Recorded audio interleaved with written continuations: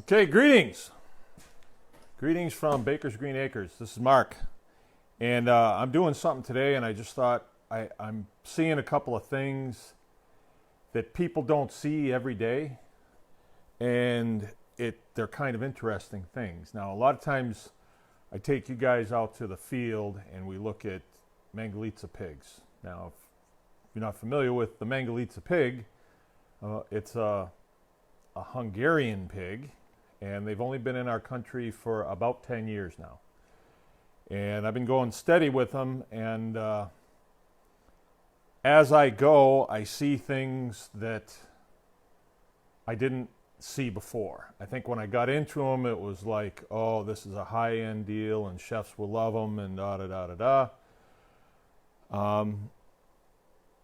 Chefs do if they know what to do with them, but a lot of American chefs don't really know what to do with an animal that's like this. So, pigs heritage breed pigs, are very fat. You see that? An extremely fat pig. The fat cap on his back is 3 inches, maybe 3.5. Sometimes it's 4. And here we are. We're in December now, so we're in winter. They're starting to use their winter supply of fat that they've built up. So they're going to have a little bit less fat cap on them. Well, here's what that fat cap looks like, because we take it off, and this is for our own use. We render it. So that's what it looks like. And I just killed this pig yesterday, so it's not even really set up because it was pretty warm in here last night. But we strip that off, and then we'll cube that up and then get that rendered down. And then that becomes, shortening, stuff like that. You can bake with it and all that stuff. And it's really, really good. Now, I'll point something out here. On the inside of the animal, right here, this is called the leaf fat. And when we render that down, it would be the leaf lard. And this is much finer, and it has a more distinctive creamy taste. It's more buttery than the back fat would be. So this fat right here is on the inside of the animal, and it's there, and it's ready for the animal's immediate energy needs.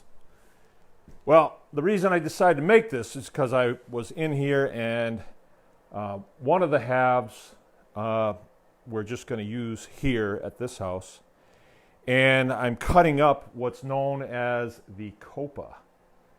And the coppa is a muscle sometimes it's called the collar muscle, but I don't know, we're so European here at Baker's Green Acres. We're just very European and sophisticated that we call it the Coppa muscle, right? It's kind of Italian. I grew up with Italian kids, so. And anyway, this Coppa muscle, there's one on either side of the backbone, right behind the head, all right? And this muscle gets a lot of use, because they're always digging with their snout. They say that every muscle on a pig is connected to its nose, and they do everything with their nose. They dig, they move things around, they fight with them, they do everything with them. So this muscle gets a lot of use, and I'm going to show you this muscle here.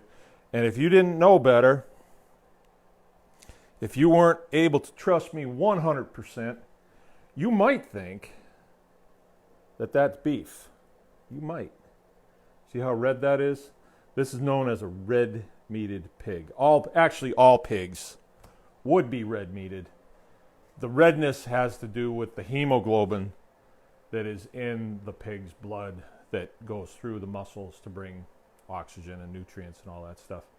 If pigs are raised inside and they don't get any sun, they have less hemoglobin in their blood, and therefore their flesh is like pinkish, or sometimes it's referred to as the other white meat.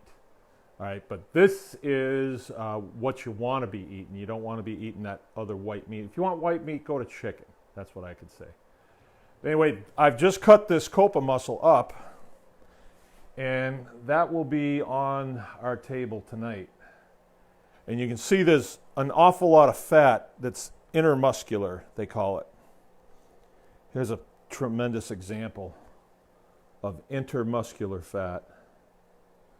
And that is really what makes this pig so cool. It's a machine.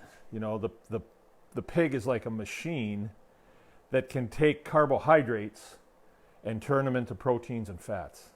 And not just any proteins and fats. It turns them into really high quality proteins and fats. And you know, I'm really fortunate that I get to look at the animal from the inside as well. These animals are a little over a year old. I did 2 of them yesterday. One was 270 and the other one was 300.